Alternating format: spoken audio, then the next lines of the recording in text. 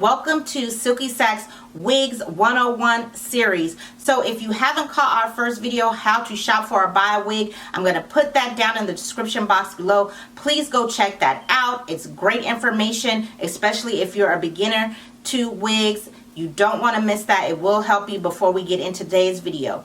This is the second video of the wig series, Wigs 101. And in today's video, we're going to be talking to you about wig lingo or wig terms. So it is a new decade, and with the new decade, so many people are now getting in on wearing wigs. It's a huge trend, a big thing, and wigs have been here forever and ever and ever. But back in the day, they were kind of more of a taboo and a secret thing. But now, honey, people like Cardi B, Beyonce, to your best friend at work are rocking wigs. And so we just want to get you caught up and get you in the know about wigs for the new decade. So before we get into the wig lingo, let me introduce myself. My name is Ikoya. I'm the creator and founder of Silky Sacks. A Silky Sack is a luxurious silk lined bag that I designed to not only store your wigs but protect them. The silk lining in the bag allows the wig hair to just glide, cutting down on tangling, matting, and getting them all dried out so that they will last longer. But we're not here to talk about that. If you're interested in Silky Sacks, I will have the link to the website down in the description box below, and you're welcome to check that out later. But as for now, let's get into the second video of the series and get into wig words and vocabulary. The first thing we want to talk about is types. There are human hair wigs. A human hair wig is exactly what it sounds like, a human hair wig. It usually comes from a donor, or that be someone who is growing out their hair specifically to sell to companies who make wigs, or out of India where the women come and sacrifice their hair, and then the temples sell the hair later on to companies who make the hair. Then the hair is gathered and turned into a wig, clip-ins, etc., etc. Synthetic hair. Synthetic hair is man-made and is usually made up of plastic fibers and materials. They come in different colors and sizes, and usually synthetic hair tends to be cheaper than human hair since it is man-made. Human hair blend. A human hair blend wig is a blend of both human hair and synthetic hair. Density. When you see someone talking about the density of the wig, they're talking about the thickness of the wig and how much hair is actually sewn into the wig's cap. The higher the number, the more density and the thicker the volume of the wig will be.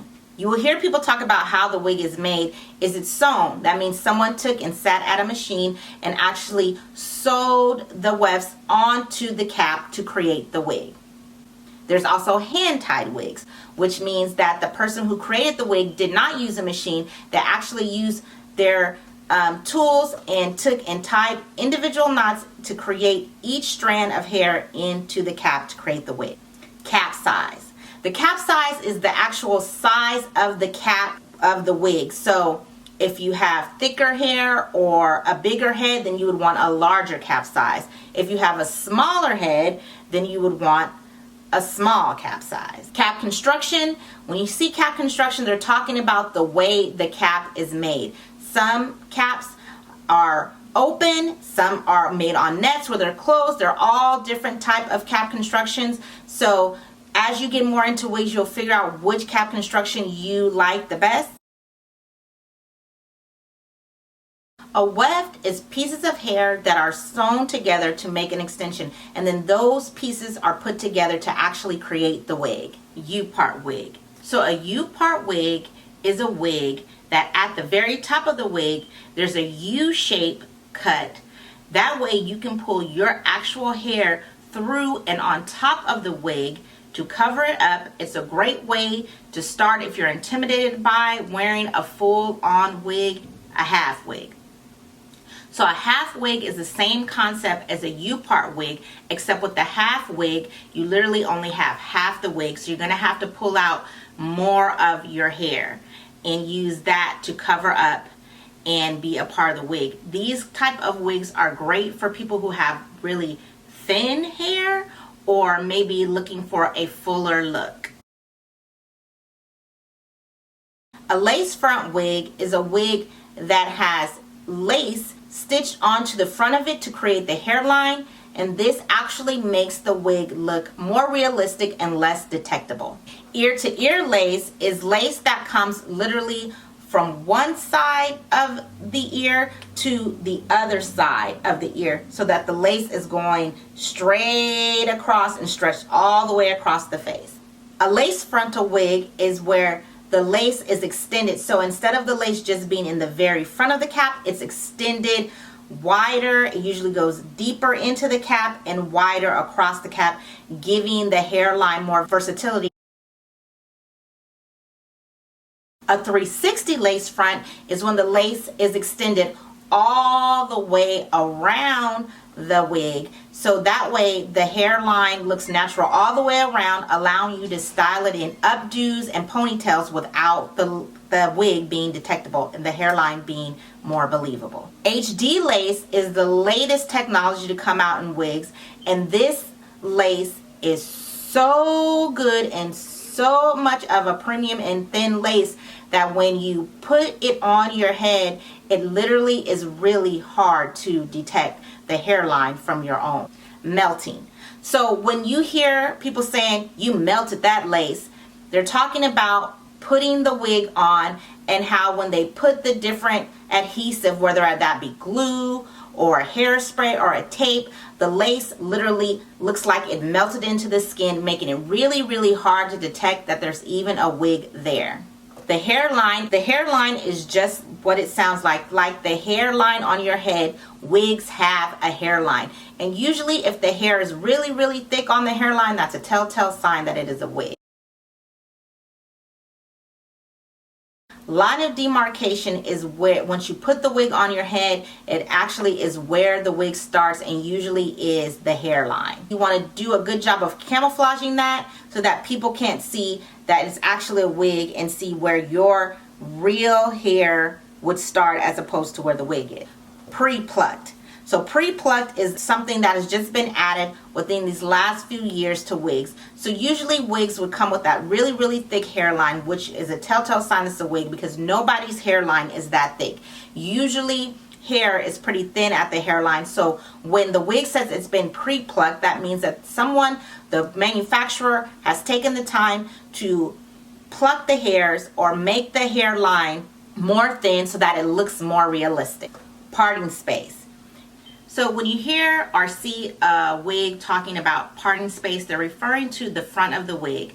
Usually it'll be a measurement. So for instance, maybe 4 by 4. That's saying you have 4 inches forward and on the sides to go ahead and create the part that you want.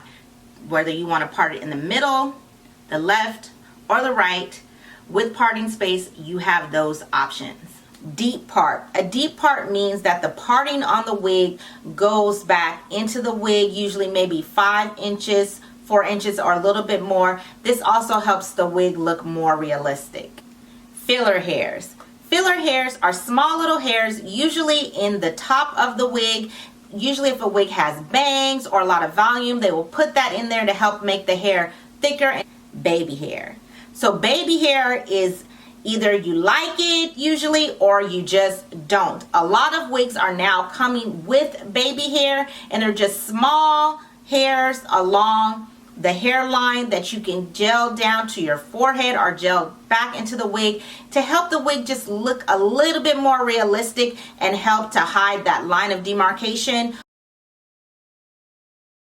Ear tabs are tabs on the side of your wig. They come close to your ear, and they're made to just lay down on your temples and help the wig to stay secure and make it look more realistic. Silky texture.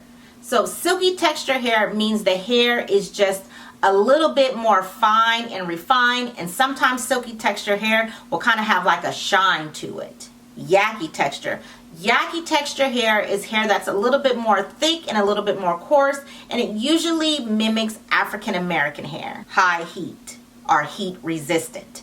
So when you see high heat or heat resistant on a wig's packaging, that means that the wig is able to take heat Human hair wigs can usually take heat, but not all synthetic wigs can take heat. Like I said earlier, the synthetic hair is made of plastic, so you want to make sure if you're buying a synthetic wig that it does say heat resistant, and then it should say the temperature that it can go up to. Make sure you pay attention to that because you don't want to melt or burn up your wig. So there you have it. That is the most up-to-date and latest and greatest terms in the wig wearing world. If we forgot something and you know something that we forgot to say, please put it down in the comments below so that for those who are just new to the wig world, they can read it and see, or if there's something that we forgot, please let us know. If you have any questions, feel free to also ask those in the comments below and we will answer them. And if you haven't already, you don't want to miss this series. We'll be coming to you with another video of our Wig 101 series, so please go ahead and hit that subscribe button and then hit the bell so you'll be notified whenever we drop a video. And if you're watching over on Facebook, go ahead and give us a like and a share, and thank you so much for watching. In our next video, we will be talking to you about how to put a wig on and giving you all the tips and tricks and tools that you'll need to use in order to do that, and you don't want to miss it. So go ahead, like I said, and hit that subscribe and then hit the bell. As always, I want to thank you so much for watching, and remember, better care is better wear.